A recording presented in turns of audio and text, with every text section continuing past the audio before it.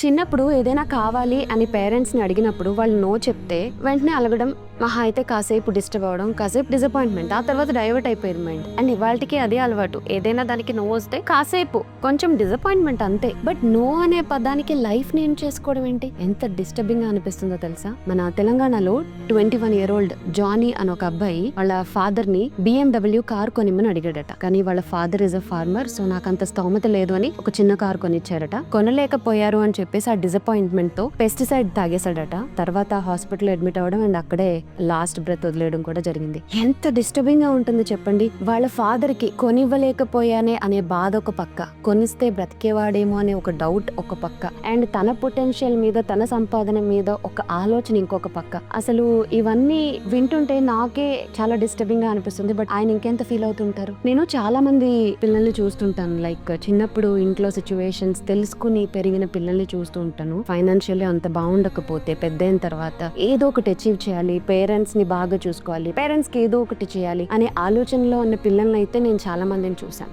But ఇంకొక side ఈ version ఏంటి? పేరెంట్స్ కి ఒక పెయిన్ ఇవ్వడం అనేది ఎంతవరకు కరెక్ట్? అండ్ ఈ సిచ్యువేషన్ లో మనం ఎవరిని బ్లేమ్ చేయాలి? కిడ్స్ నా లేకపోతే సొసైటీనా? అంటే ఒక ప్రెషర్, మెంటల్ హెల్త్, కంపారిజన్, ఇవన్నీ కదా. I strongly feel we all must raise kids who accept no without breaking.